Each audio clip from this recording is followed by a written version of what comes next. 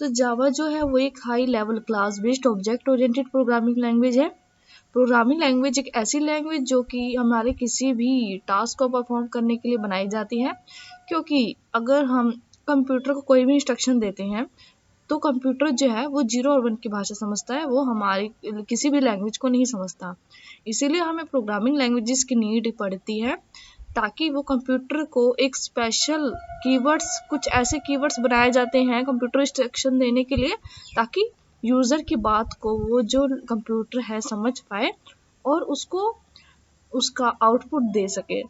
तो जावा भी एक हमारी प्रोग्रामिंग लैंग्वेज है, जो कि एक हाई लेवल लैंग्वेज है, यानी कि जिसे एक यूज़र आसानी से अंडरस्टैंड कर सकता है। जो कंप्यूटर लैंग्वेज जो हमारी होती है वो बाइनरी डिजिट्स की फॉर्म होती है, यानी 0 और 1, वो उसे हम मशीन लेवल लैंग्वेज कहते हैं, जो कि यूज़र्स के लिए समझना बहुत ही ज़्यादा कॉम्प्लिकेटेड है और उससे कोई भी टास्क को परफॉर्म कराना हमारे लिए बहुत ज़्यादा इम्पॉसिबल है, क्योंकि उससे एरर के भी बहुत ज़्यादा चांसेस होते हैं। और वो ह्यूमन अगर खुद भी समझेगा तो एक टाइम पे ऐसा टाइम आएगा कि वो उस प्रोग्राम को कंफ्यूज कर जाएगा समझने में। तो इसीलिए ये प्रोग्रामिंग लैंग्वेजेस बनाई जाती हैं हमारी सिंप्लिसिटी के लिए, ताकि हम कोई भी सॉफ्टवेयर बना सके डेली लाइफ से रिलेटेड, या गेम्स भी बनाई जाती प्रोग्रामिंग लैंग्वेजेस का यूज़ करके। और डेली लाइफ का एक अच्छा एग्जांपल है कैलकुलेटर, या हमारे ई शॉपिंग वेबसाइट्स हैं जिसके ज़रिए आप कोई भी ऑब्जेक्ट आप ऑर्डर कर सकते हैं, कोई भी आप थिंग परचेज कर सकते हैं। तो ये सब जो प्रोग्रामिंग होती है वेबसाइट, ये सब होती हैं, ये सब प्रोग्रामिंग लैंग्वेजेस की मदद से ही बनाई जाती हैं। और लेकिन हम जावा की बात कर रहे हैं, तो जावा जो है वो एक हाई लेवल लैंग्वेज है। नॉर्मली जो इस तरह की जितनी भी हम लैंग्वेज करते हैं सभी हाई लेवल टाइप की ही लैंग्वेज होती हैं। पहले हमारी असेंबली लैंग्वेज भी हुआ करती थी, लेकिन मोस्टली आजकल सब हाई लेवल लैंग्वेजेस ही होती हैं जो कि ह्यूमन आसानी से अंडरस्टैंड कर पाए। और ये क्लास बेस्ड ऑब्जेक्ट ओरिएंटेड है। क्लास बेस्ड का मतलब ये है कि जो जावा में जितनी भी आप कोडिंग करेंगे, जितने भी आप इसमें इंस्ट्रक्शन कंप्यूटर को इंस्ट्रक्शन जो भी कंप्यूटर फॉर्म करेगा उसके लिए जो भी आप लाइंस लिखेंगे वो एक क्लास के अंदर दी जाएंगी। पहले आपको क्लास बनानी होंगी, उसको आगे हम देखेंगे तो आप उसको और भी अच्छे से अंडरस्टैंड कर पाएंगे। लेकिन क्लास को समझाने के लिए एक एग्जांपल देना चाहूँगी।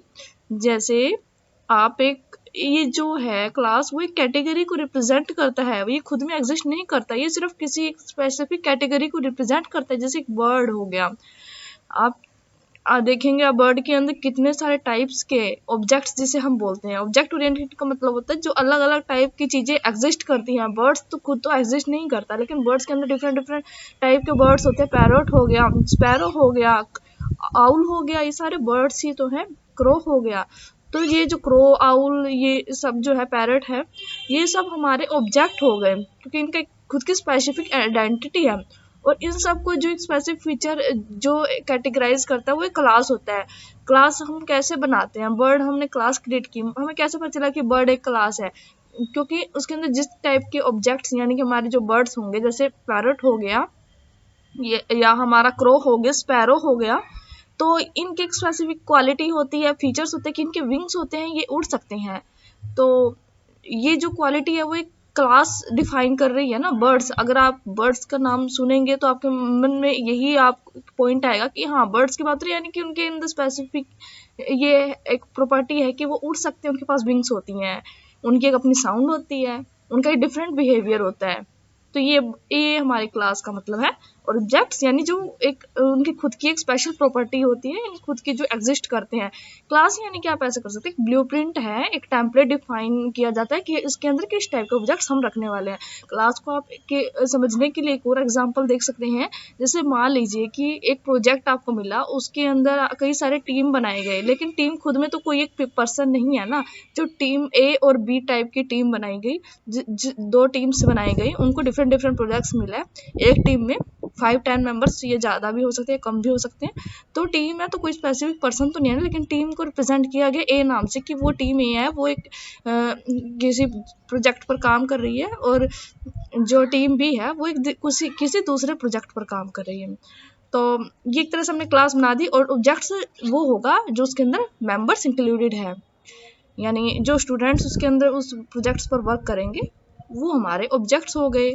एक क्लास यानी टीम ए के ऑब्जेक्ट। तो ये तो बात होगी क्लास और ऑब्जेक्ट की।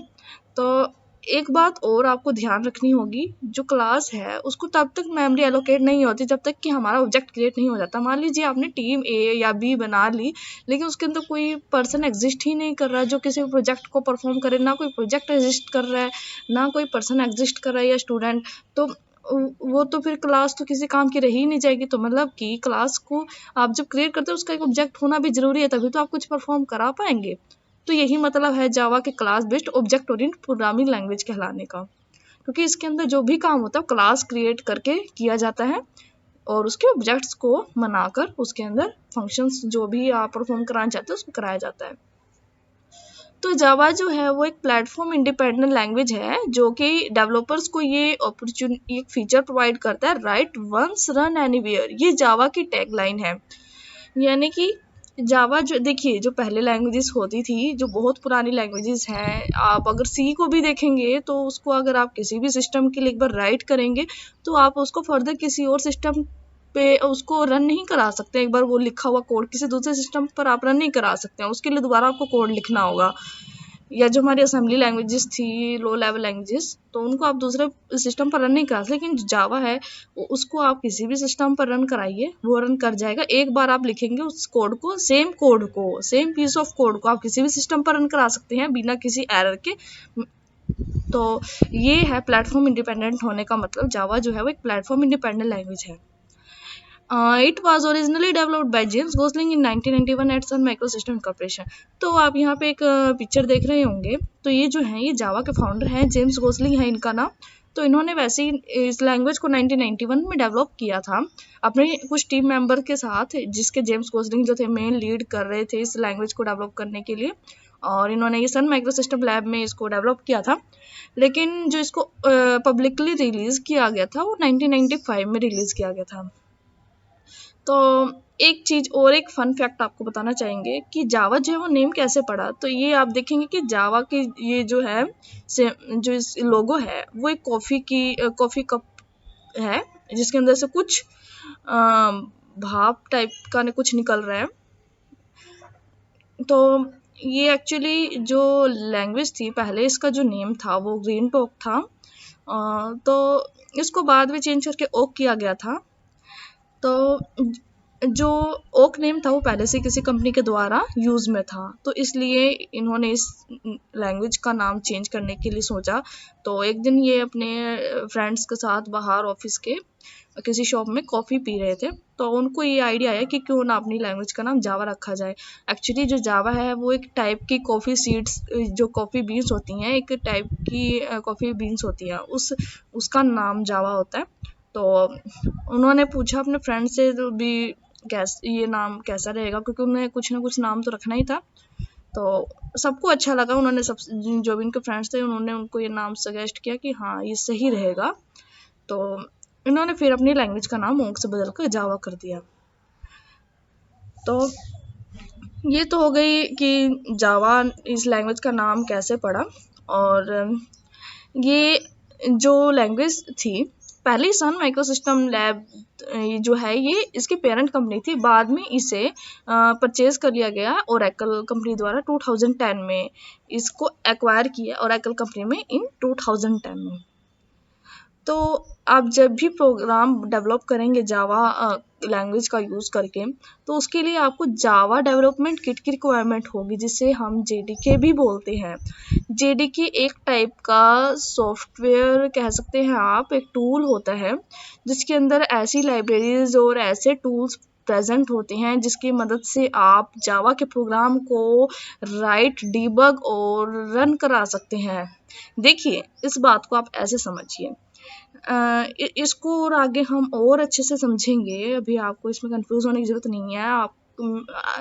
आपको अभी जावा के बारे में ये पता लग गया होगा कि जावा एक कैसी लैंग्वेज है और इसको हम क्यों यूज़ करते हैं, ये क्यों प्रोग्रामिंग लैंग्वेजेस होती है। लेकिन इस सब के बावजूद हमें जेडीके एक किट की रिक्वायरमेंट होती है, क्योंकि देखिए आपको कुछ परफॉर्म कराना है कोई भी काम आप स्टार्ट करते हो उसके लिए आपको कई सारे टूल्स की तो ज़रूरत पड़ती है ना।